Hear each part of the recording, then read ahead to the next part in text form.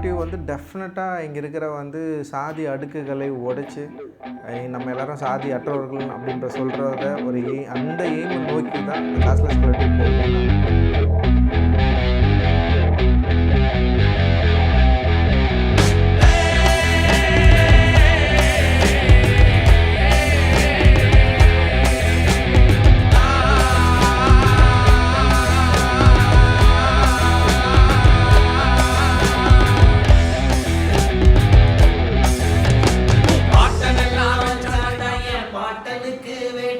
அதனால தாண்ட தரா